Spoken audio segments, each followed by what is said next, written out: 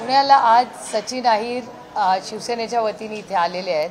पुढचं कोऑर्डिनेशन कसं करायचं, काँग्रेसच्या आणि आमचं अनेक वर्ष आम्ही एकत्र इलेक्शन लढलेलो आहोत, त्याच्यामुळे त्या सिस्टम सगळ्या सेट आहेत। त्यामुळे थोडं मायक्रो प्लॅनिंग त्यांच्याबरोबर, त्याच्यानंतर आम आदमी पार्टीबरोबर माननीय श्री अरविंद केजरीवालांचेही मी मनपूर्वक आभार मानते, उद्धवजींचे आभार मानते की त्यांचे सगळे जे त्यांचे सहकारी आहेत त्यांच्यावर पुढे लोकसभेचा आणि त्यानंतर विधानसभेला नियोजन कसं करायचं, बूथ कमिटीज असतील, प्रचार असेल, या सगळ्याचं कोऑर्डिनेशन आणि ही आजची मीटिंग आहे।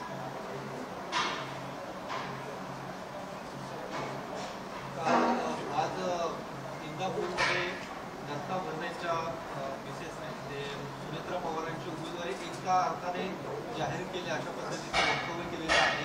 सुनेत्रा पवारांना प्रचंड मतांनी विजयी करा असं महिला मेळाव्यामध्ये त्यांनी आवाहन केलेलं आहे। ही लोकशाही आहे, प्रत्येकाला भाषण करायचं। आणि आज भरणे मामांच्या मिसेस जर इलेक्शनला प्रचाराला उतरत असतील तर मला खूप आनंद आहे की आणखीन महिला आज जर राजकारणात येत असतील तर मी त्याचं स्वागतच करेन। सगळे कार्यकर्ते आलेले मोठी मदत होईल तुम्हाला बारामती लोकसभा मतदारसंघात, पण ही पहिली बैठक आहे अशा पद्धतीने उद्धव ठाकरेंनी विशेष लक्ष घातले बारामती लोकसभा मतदारसंघात तुम्हाला मदत करण्यासाठी असं म्हणता येईल। ही महाविकास आघाडीची काही उद्धवजी काय एकाच सीटसाठी नाही, जसं उद्धवजी आमच्या जेवढ्या सीट्स असतील त्याला उद्धवजींची मदत मार्गदर्शन होईलच, तसं उद्धवजींच्या आणि काँग्रेसच्या सगळ्या सीट्सला आम्ही पूर्ण ताकदीने मदत करू। त्याच्यामुळे आघाडीमध्ये अनेक वर्ष आम्ही सगळ्यांनी केलं पाहिजे आणि आम्ही जेव्हा जेव्हा शब्द आघाडीला दिलेला आहे तो आम्ही पाळलेला आहे। त्याच्यामुळे इलेक्शनला पूर्ण ताकदीने आम्ही महाविकास आघाडीचा प्रत्येक कॅन्डिडेट हा आपला कॅन्डिडेट आहे असंच समजून काम करतो। मुंबईमध्ये जी बैठक झाली, प्रकाश आंबेडकर बैठकीतून बाहेर पडले आणि नाराज दिसत होते। मला असं वाटतं माननीय जयंत पाटील, संजय राऊत साहेब आणि थोरात साहेब तिथे असतील, मला वाटतं त्यांना विचारलं तर जास्तीत संयुक्तिक राहील, कारण का मी बारामती आणि पुरंदर करून इथे आले।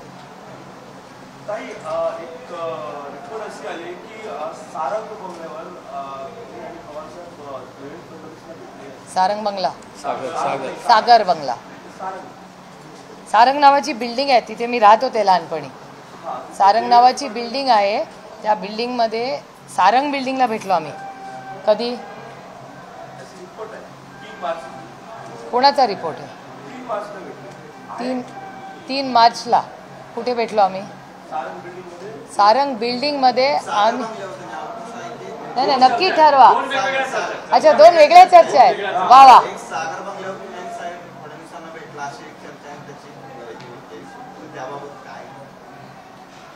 म्हणजे मी हसू का काय असं मला वाटायला लागले की प्रेस रिपोर्टिंग हे फिक्शनमध्ये, म्हणजे फिक्शन आणि नॉन फिक्शन हे मी लहानपणापासून मला पुस्तकांची खूप आवड आहे, त्याच्यामुळे एक फिक्शन असतं आणि एक नॉन फिक्शन असतं।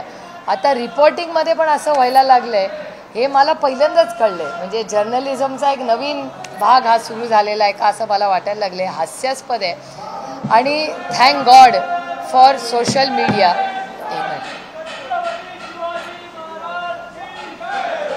देऊ देतो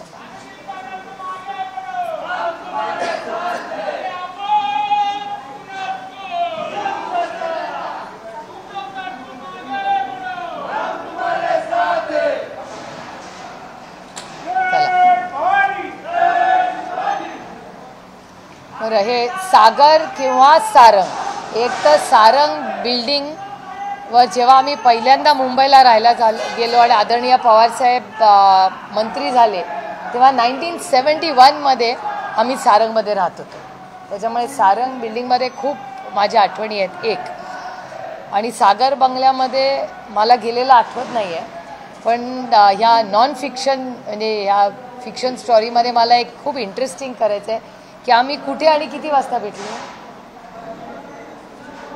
म्हणजे एक तर इट्स फनी की सारंग का सागर हेही माहिती नाही आहे, आणि त्याच्यातून किती वाजता भेटलो असं जर काही असेल तुमच्याकडे क्लॅरिफिकेशन तर ह्याचंही मी उत्तर देऊ शकते। अरे रुचाताई, आपला फोन दाखव ना बाबा। ऑन थर्डचा fortunately and thanks to social media त्याच्यात 9:30 वाजता लाटे नावाचं गाव आहे बारामतीत, तिथूनच सुरुवात करा, त्यांना दाखवा तो व्हिडिओ। 9:30 वाजता लाटे गावात यात्रा होती आणि 9:30 वाजता रात्री मी लाटे गावामध्ये दाखवा 9:30 वाजता इथे लिहिलंय वरती संडे 9:30 लाटे गावामध्ये मी यात्रेसाठी गेले होते. त्याच्यानंतर मी गाडीत बसले, निघाले. माझा चष्मा मंदिरात राहिला होता म्हणून गाडी थांबवली, माणूस गेला, चष्मा आणला, परत आला आणि 9:45 वाजता मी लाटे गावात, बारामती तालुक्यात हे गाव आहे. कितीही मी लवकर यायचा प्रयत्न केला, समजा मी हेलिकॉप्टरने आले तर आता रात्री काय 9:30ला हेलिकॉप्टर टेक ऑफ करत नाही. त्याच्यानंतर विमान, नाईट लँडिंगची फॅसिलिटी बारामतीच्या एअरपोर्टला नाही आहे आणि जर मला मुंबईला पोचायचं असेल तर मी 9:45 किंवा 10ला लाट्यातून निघाले आणि मी 2 किंवा 2:30 वाजता सिल्वर ओकला त्या दिवशी पोचले. पहिला मुद्दा. आता माझी गाडी पूर्ण ट्रॅक होऊ शकते कारण का मी टोल भरत आलेले आहे, कारण मी टोल भरते. त्याच्यामुळे टोल भरत माझ्या गाडीवरती स्टिकर आहे, त्याच्यामुळे कॅमेरे काढले तर सगळे स्टिकर्सवर माझं स्पॉट लोकेशन दिसेल. एक, माझ्या मोबाईलचा CDR काढू शकता तुम्ही, तो माझी मूव्हमेंट दाखवेल. 2, 3 हे दोन्ही तंत्रज्ञानावर नसेल तर 9:30ला जी व्यक्ती लाट्यामध्ये दिसते ती गाडी 9:45 ते 10 जर निघाली तर कितीही जोरात गाडी चालवली तरी 11, 12, 1, 2, 2:30 मिनिमम सिल्वर ओकलाही कॅमेरे आहेत. त्याच्यामुळे 2:30 वाजता पोचल्यानंतर काही गाठीभेटी झाल्या असतील असा तुमचा आरोप असेल तर त्याच्या पुढचं पण मी क्लॅरिफिकेशन देऊ शकते. कारण का माझ्या घरातही म्हणजे आमच्या कंपाऊंडमध्ये सगळीकडेच कॅमेरे आहेत. आमच्या घरावर मध्ये दगडफेक झाली तेव्हापासून महाराष्ट्र सरकारने सिक्युरिटी पण वाढवली आणि कॅमेरेही वाढवले. त्याच्यामुळे I am actually not even surprise, I am not even amused. कारण का जर्नलिस्टकडे मी खूप सिरियसली बघते. मी वर्तमानपत्रातून जनरल नॉलेज आणि भाषा सुधारते म्हणून मी लहान असल्यापासून वर्तमानपत्र वाचते, चॅनल्स बघतो कारण का लगेच बातम्या कळतात.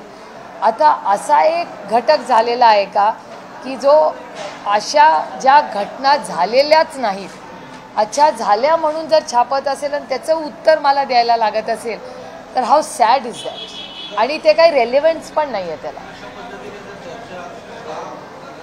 आता ह्याचं उत्तर मी नाही, ज्यांनी बातमी लावली आहे त्यांना तुम्ही विचारायला लागेल. I don't know. I mean it's illogical. आणि थँक गॉड मी एवढं पारदर्शक आयुष्य जगते, थँक गॉड फॉर दॅट. म्हणजे माझ्यावर टीकाही होते की मी ओव्हर ॲक्सेसेबल आहे, ओव्हर अवेलेबल आहे, ओव्हर सोशल मीडियावर असते. But today it has paid me the best. Just think logically.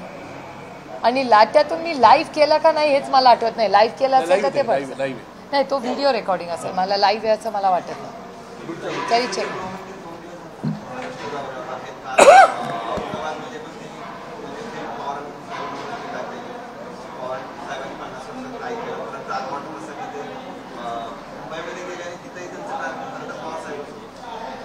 गेले 50-55 वर्ष जो माणूस राजकारणात आहे त्याच्यावर टीका केल्यावर आपली हेडलाईन होते. सातत्याने 5-6 दशकं जर चालले असेल तर त्या माणसाचं यश आहे ना त्याच्यात.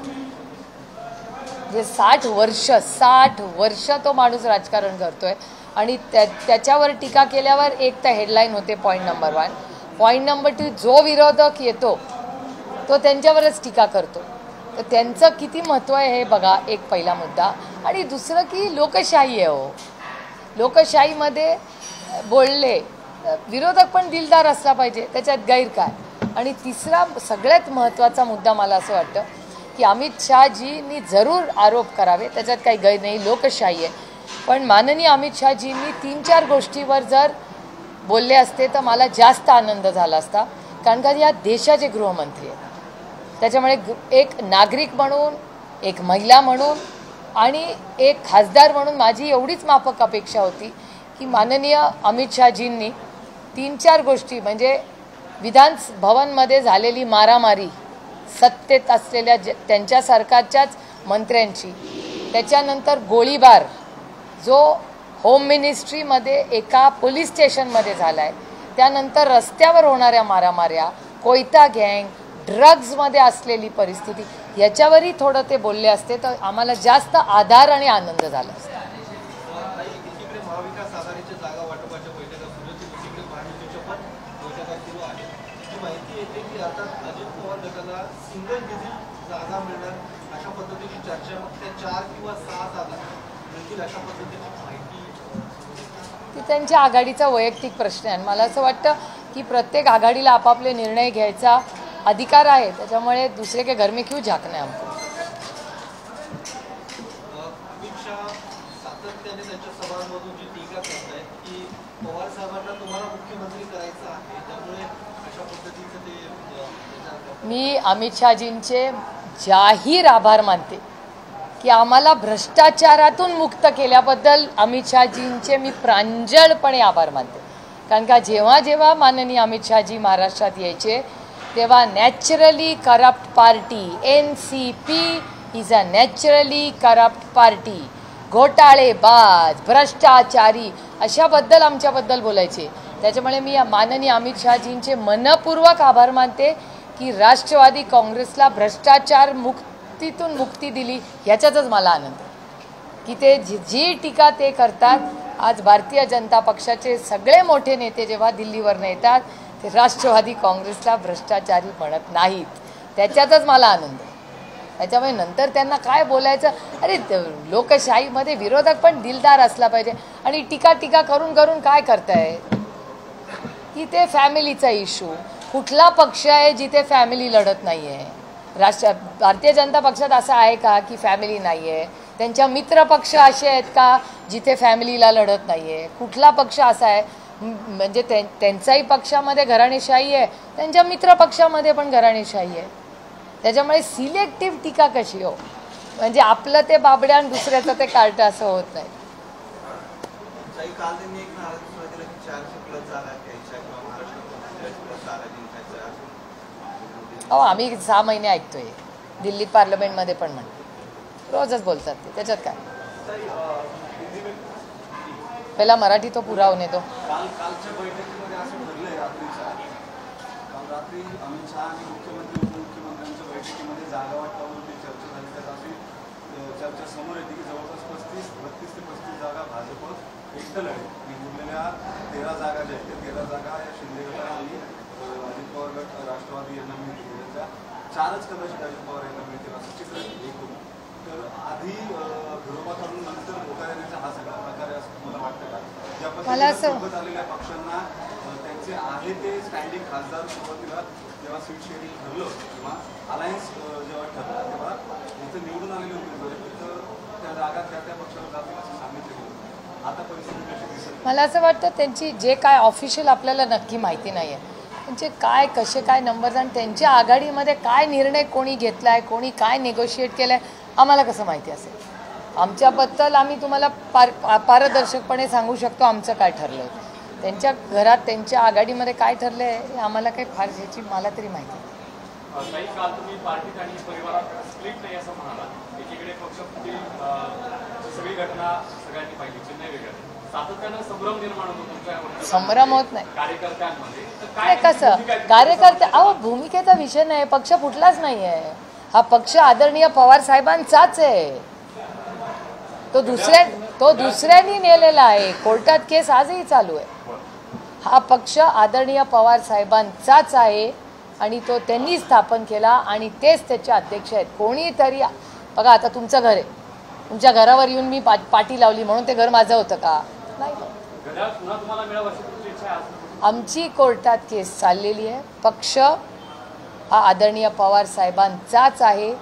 जेव्हा तुम्ही केस बघाल, केसमध्ये पहिला कायदा या देशातला काय आहे, 3 टेस्ट असतात. त्यातल्या पहिल्या 2 टेस्ट ह्यांनी नाकारल्या आहेत आणि तिसऱ्या टेस्टवर पहिला प्रश्न सोडवल्यावरच दुसरा आणि तिसरा सोडवतो ना. यांनी पहिले 2 सोडूनच दिलेत प्रश्न, डायरेक्ट तिसऱ्यावर घेतला. हा कुठला न्याय? त्यामुळे आजपर्यंत ह्या देशामध्ये ज्या माणसांनी स्वतः पक्ष स्थापन केला तो त्या पक्षाचा अध्यक्ष आहे. त्याची जी पक्षाची मेजॉरिटी आहे त्या संविधानाप्रमाणे, त्या पक्षाच्या संविधानाप्रमाणे ती त्या माणसाकडे असताना अतिशय चुकीच्या पद्धतीने आदरणीय पवार साहेबांवर जो अन्याय झालेला आहे त्याच्या विरोधात आम्ही लढतो. आणि त्याच्यामुळे आजही मी या मतावर ठाम आहे की पक्ष फुटलेला नाही. अतिशय चुकीच्या पद्धतीने तो पक्ष आदरणीय पवार साहेबांकडून घेतले गेलेला आहे आणि ती लढाई आमची सुप्रीम कोर्टात चालू. तुम्ही पक्षाला सांगितलं फॅमिलीच्या बाबतीमध्ये फॅमिलीचा विषय कसा आहे? स्वतः असं म्हणतात की माझ्याबरोबर फक्त माझं कुटुंब आहे, बाकीचे सगळे तिकडे गेले. एकतर आमचं 125 लोकांचं कुटुंब आहे, खूप मोठं. माझ्या वडिलांना 7 भाऊ आणि 4 बहिणी, सगळ्यांना मुलं झाली आहेत, त्यांना नातवंड झाली आहेत, त्यांना नातसुना आल्या. त्याच्यामुळे हे संपूर्ण कुटुंब 125-130 लोकांचं आहे, सगळी चुन्नू मुन्नू आमची धरली तर. त्यामुळे एवढ्या सगळ्या मोठ्या फॅमिलीमध्ये एखाद्या व्यक्तीने एखादं मत मांडलं म्हणून काय पक्ष फुटला, फॅमिली फुटली असं होत नाही. ती एका व्यक्तीचं वैयक्तिक मत आहे, त्याचा आमच्या फॅमिलीची काय संबंध? आमची फॅमिली पूर्णपणे एक आहे आणि ती आयुष्यभर एकच राहील आणि त्यांना प्रायव्हसीचा अधिकार आहे ना. आमच्या घरात आम्ही 3-4 लोक राजकारणात आहोत, बाकीच्या फॅमिलीचा काय संबंध? They have a right to privacy. अहो माझी आई 60 वर्ष एवढ्या हाय प्रोफाईल माणसाबरोबर जगते. किती लोकांना माझी आई माहिती आहे? माझ्या आईनी अतिशय स्वतःची एक आयडेंटिटी आणि स्वतःची प्रायव्हसी ही जपलेली आहे. तिला साधा फोटो काढलेला आवडत नाही. माझे वडील जेव्हा चालतात माझी आई त्यांच्यावर फार कमी वेळा चालते कारण का तिला फोटो काढलेला आवडत नाही. She has a right to her privacy आणि जो 60 वर्ष त्या माझ्या आईने पाळलेला आहे कारण का तिला तिची एक स्वतःची आयडेंटिटी आहे. तिला फक्त शरद पवारांची बायको म्हणून जगायचं नाही आहे, ती प्रतिभा पवार आहे and she has every right. आणि तिची एक स्वतःची एवढ्या मोठ्या हाय प्रोफाईल माणसाच्या बरोबर राहून स्वतःची एक वैयक्तिक आयडेंटिटी ठेवणं ही बहुत बडी बात आहे. फार कमी लोकांना जमतं ते. आणि तिला हाय प्रोफाईल लाईफमध्ये इंटरेस्टच नाही आहे, तिला राजकारण आवडत नाही, कशाला तिने पडावं? So she has a right. तसंच आमच्या घरातले असंख्य प्रोफेशनल लोक आहेत जे स्वतःच्या कर्तृत्वावर मोठे झाले. प्रताप पवारांनी स्वतःचं जग उभं केलं, माधवराव पवारांनी स्वतःचं जग उभं केलं, दिनकरराव पवारांनी स्वतःचं जग उभं केलं, श्रीनिवास पवारांनी स्वतःचं जग उभं केलं.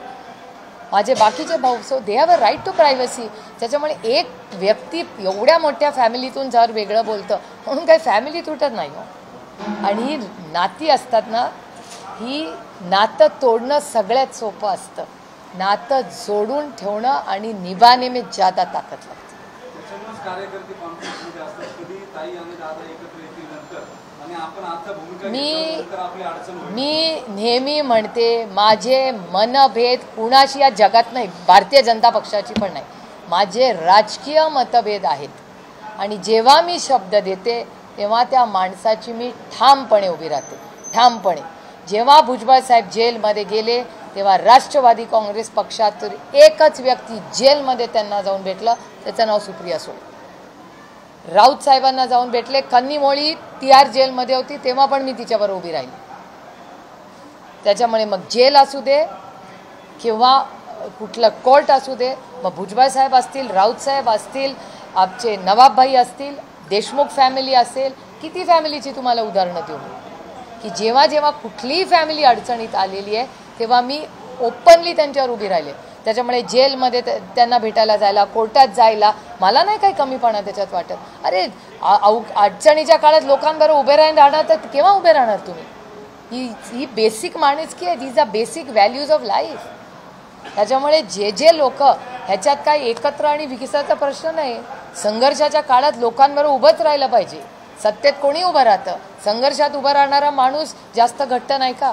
त्याच्यामुळे जे कार्यकर्ते आमच्याबरोबर आत्ता या काळात उभे राहिलेत त्यांचा मान सन्मान हा आयुष्यभर मी स्वतः करीन आणि का नाही करणार. आणि जे जरी वेगळ्या विचारात आज काम करत असतील त्याचा मी अपमान कधी करत नाही, कारण का 3 इलेक्शनला त्यांनी माझ्यासाठी मदत केली, याची जाणीव मला आहे. हे माझ्यावर झालेले, माझ्या आईने केलेले संस्कार आहेत की आपल्या आयुष्यात एवढं जरी कोणीतरी आपल्यासाठी केलं असेल ना तर सुप्रिया कधीही हे विसरू नकोस. तुझी मर्यादा ठेवून वाग.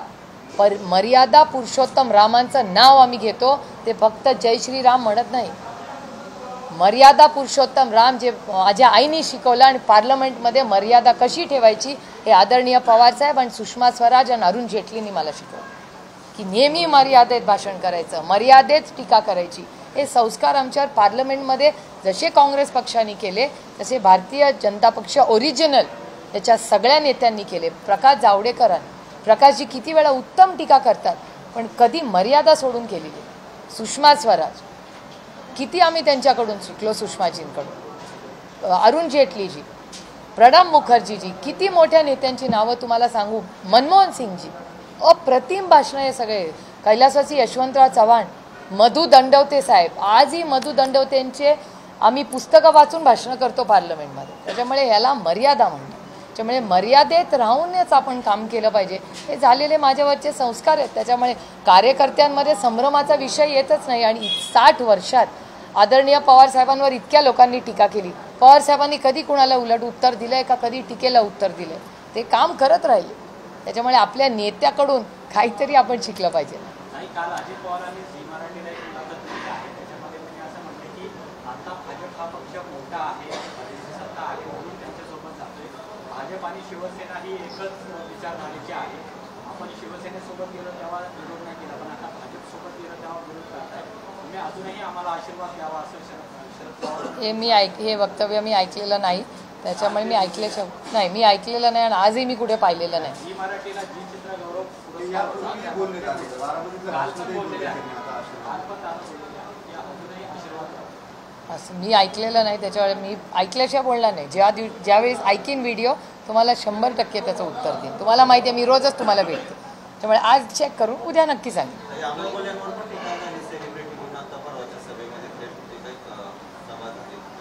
मला वाटतं अमोलदादांनी त्याचं सविस्तर उत्तर दिलेलं आहे. पण या बाबतीत मी फ्रटर्निटी म्हणून डिफेंड करेन. म्हणजे हेमाजी किंवा आमचे UP-मधले 2 नेते, एक तर दिल्लीचे मनोज तिवारी असतील किंवा आपले 2 नाही का खासदार UP-चे भारतीय जनता पक्ष आहेत. नाही, मनोज तिवारी दिल्लीचे आहेत. UP-मध्ये 2 आहेत भोजपुरी ॲक्टर आहेत बघा.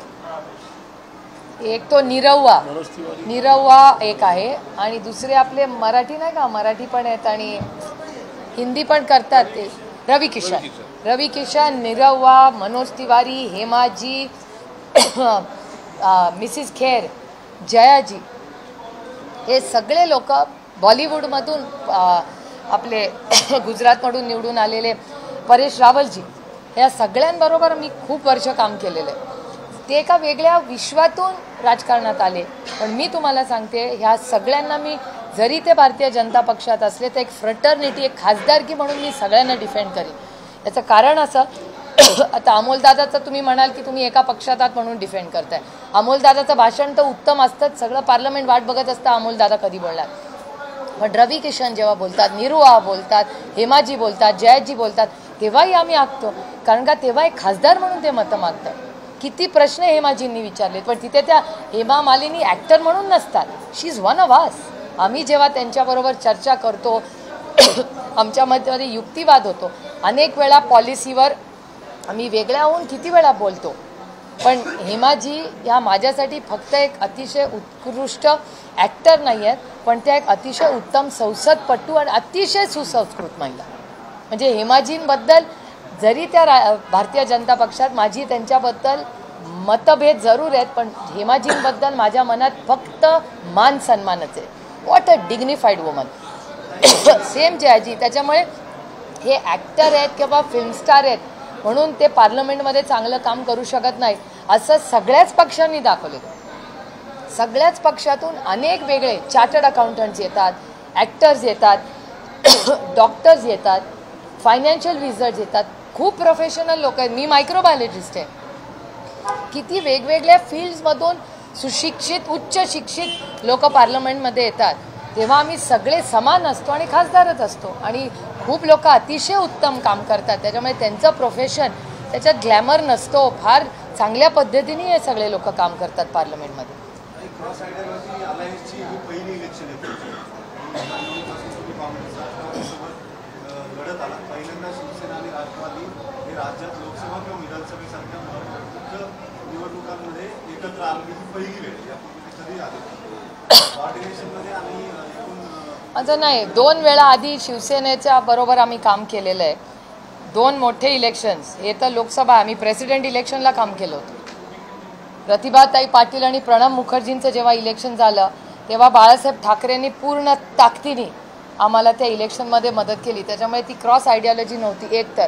आणि हे इलेक्शन महाराष्ट्राच्या अस्मितेचं आता झालं आहे. कारण महाराष्ट्र आणि अनेक राज्यांमध्ये आज ज्या पद्धतीने स्थानिक नेते, स्थानिक पक्ष आणि हे ईस्ट इंडिया कंपनीसारखं केंद्र सरकार हे सगळ्या राजकीय पक्षांना उद्ध्वस्त करत आहेत.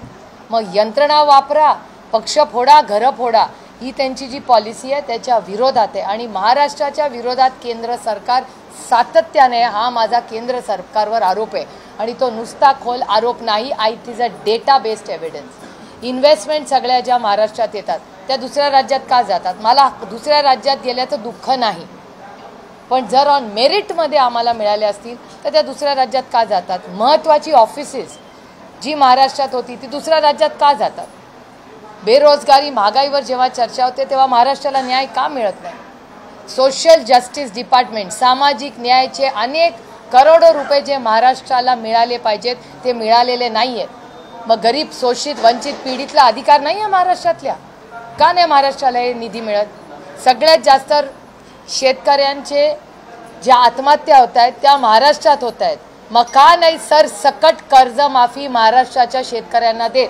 माझी मागणी आहे महाराष्ट्र केंद्र सरकारला की सरसकट कर्जमाफी आणि विजेचं बिल हे माफ करायला पाहिजे शेतकऱ्याला. कारण का महाराष्ट्राचा शेतकरी इज इन क्रायसिस. हे माहिती नाही, हा डेटा माझा नाही आहे, केंद्र सरकारचा डेटा आहे. क्राईम वाढला या राज्यामध्ये. का नाही होम मिनिस्ट्री या राज्याच्या होम मिनिस्टरला सांगत की काहीतरी करा? विधान भवनमध्ये मारामाऱ्या होत्या, एक स्टेटमेंट येऊ नये केंद्र सरकारचं किंवा महाराष्ट्र सरकारला काही जाब विचारला नाही केंद्र सरकारने? अरे कोऑपरेटिव्ह फेडरलिझममध्ये ते मोठे भाऊ आहेत ना, मग धाकट्या भावाला विचारायला नको त्यांनी काय चाललंय? खूप गंभीर प्रश्न आहेत महाराष्ट्राचे. निलेश लंकेंनी तुतारी घेऊन नगरच्या मैदानात उतरावं असं अमोल कोल्हे यांचं वक्तव्य आहे. यापुढच्या काळात शरद पवार गटाकडून निलेश लंके या नगरमधले उमेदवार असतील. जर अमोलदादांनी काही स्टेटमेंट केलं असेल तर त्याच्यात अमोल दादांचा चांगुलपणा आहे अर्थातच. आणि निलेश लंके हे कर्तृत्ववान आणि कष्ट करणारे आमदार आहेत. अनेक वर्ष त्यांनी शून्यातून एक विश्व तिथे उभं केलेलं आहे. तर ते राष्ट्रवादीच्या तुतारीवर लढवायला इच्छुक असतील तर अर्थातच त्यांचं स्वागतच होईल. Okay, thank you.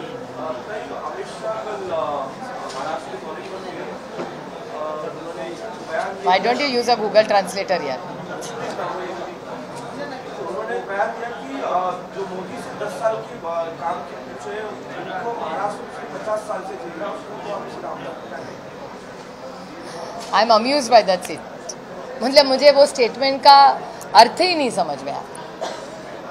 जिस महाराष्ट्र में 60 साल में पवार साहब को 14 इलेक्शन में जिताया है और जिस सरकार ने पवार साहब को उनके काम के लिए पद्म विभूषण दिया है, तो मुझे समझ में ही नहीं आया स्टेटमेंट का मतलब क्या है.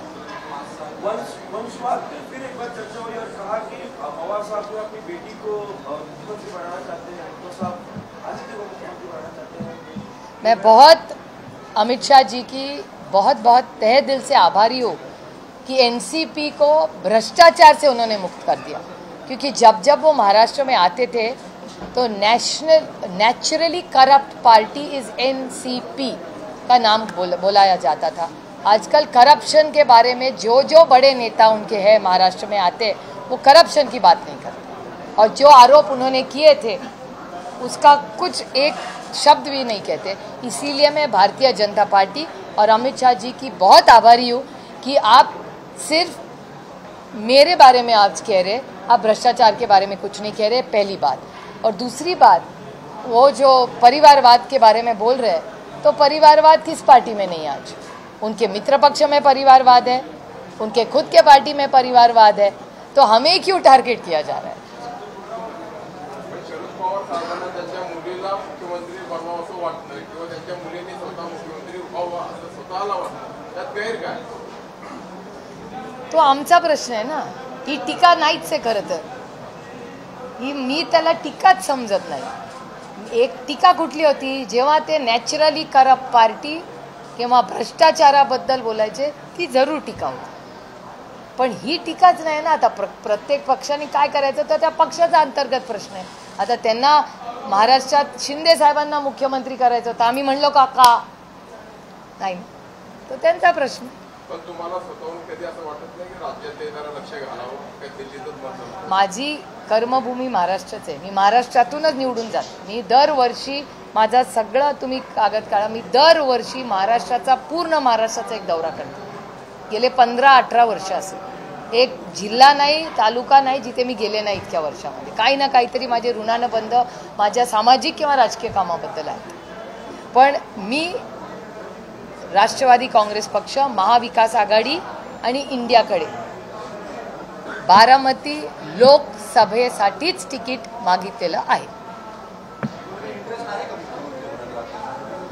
तुम्हाला सांगू, मी या पदांना इतकं लाईटली घेत नाही जेवढं लोक घेतात या देशामध्ये. म्हणजे खासदारकीबद्दल पण जेवढ्या लाईटली लोक घेतात ना, मी तेवढं लाईटली हे काम घेत नाही. त्याचं कारण असं की खासदार होणं किंवा कुठल्याही पदावर बसणं ही खूप, सरपंचापासून प्रेसिडेंट ऑफ इंडियापर्यंत हे खूप जबाबदारीचं काम असतं.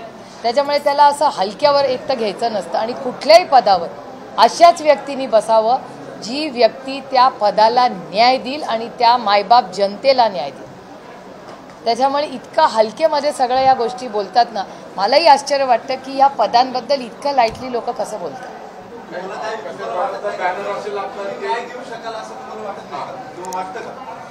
न्याय द्यायचा प्रश्नच नाही आहे. माझं सिव्हिक्स खूप स्ट्रॉंग आहे आणि मी जेव्हा लोकसभेसाठी तिकीट मागते तेव्हा मला देशात काम करायचं आहे, हाच त्याचा अर्थ होतो.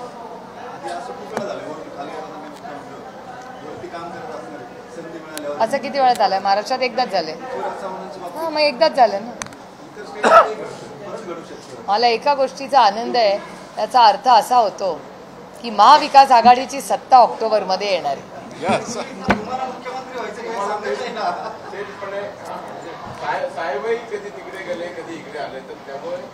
साहेब तिथे गेले आणि इकडे आले म्हणजे हां 93 मध्ये. पण त्याच्या आधी ते 3 वेळा मुख्यमंत्री राहिले होते देशात. साहेब 4 वेळा या राज्याचे मुख्यमंत्री झाले. 3 वेळा गेले, क्रायसिस झालं म्हणून परत आले. पण तेव्हा हे बघा, अनेक वेळा लोक महिला खासदार मुख्यमंत्री व्हावा का असे प्रश्न नेहमी विचारतात. त्याचं माझं स्वतःचं मत हे एक आहे की कुठल्याही पदाला जेंडरमध्ये ट्रॅप करू नका. मी महिला खासदार नाही आहे, मी खासदार. त्याच्यामुळे कुठल्याही पदावर, म्हणजे आता ममता दिदी आज आहेत मुख्यमंत्री, किंवा मायावती जी अनेक वेळा मुख्यमंत्री राहिल्या आहेत, राजस्थानमध्ये महिला मुख्यमंत्री राहिल्या आहेत, त्या जेंडरमुळे नाही झालेल्या, त्या सगळ्या स्वतःच्या कर्तृत्वावर. आणि त्या महिला म्हणून महिलांच्याच प्रश्नांकडे बघतात तर नाही, पुरुषांचेही प्रश्न अतिशय सक्षमपणे त्या पदाला त्या न्याय देतात. त्यामुळे महाराष्ट्राच्या मुख्यमंत्री पदावर किंवा कुठल्याही पदावर, सरपंचापासून प्रेसिडेंटपर्यंत, राष्ट्रपतींपर्यंत अशाच व्यक्तींनी त्या पदावर बसावं जो त्या पदाला न्याय देऊ शकेल एक, आणि त्याची संघटना आणि जनता ठरवेल त्या व्यक्ती कोण असेल. उद्याच्याला महाविकास आघाडीने जर असं म्हटलं की सुप्रिया सुळे ह्या आमच्या मुख्यमंत्री पदाच्या चेहरा, तर तुम्ही त्याला स्वीकारणार का? कारण एरवी बॅनर आपण पाहतो की जनतेच्या मनातील मुख्यमंत्री प्रत्यक्ष मुख्यमंत्री होण्यामध्ये काय, असं माझं कधी बॅनर लागलेलं नाही आहे. तुमचा नाही. आता हा प्रश्न असा आहे की आत्ता बाहेर ऊन पडले, 2 तासांनी पाऊस पडेल का, मग आपण छत्री उघडणार का? इट्स टू वेग. आणि मला असं वाटतं की राज्यामध्ये आज माननीय अमित शहानी जे हे आई वडिलांच्या नात्याबद्दल एवढा उदो केला, त्याच्याऐवजी ते बेरोजगारी, दुधाला भाव, कांद्याला का भाव मिळत नाही, एक्सपोर्ट का करत नाहीत, हे प्रश्न, लॉ अँड ऑर्डर, विधानभवनमधली मारामारी, कुठं ते उल्हासनगरमध्ये गोळीबारी, हे माझ्यासाठी बेरोजगारीचा, त्या मेळाव्यात बारामतीला नक्की किती नोकऱ्या मिळाल्या, एवढी महागाई झालेली आहे, ह्या विषयावर जर आम्हाला सगळ्यांना मार्गदर्शन केलं असतं तर मला वाटतं राज्याचे आणि देशाचे गृहमंत्र्यांनी लॉ अँड ऑर्डरवर एक 10 मिनिटं आम्हाला लेक्चर दिलं असतं तर त्याचा नागरिक म्हणून आम्हाला खूप उपयोग झाला असता.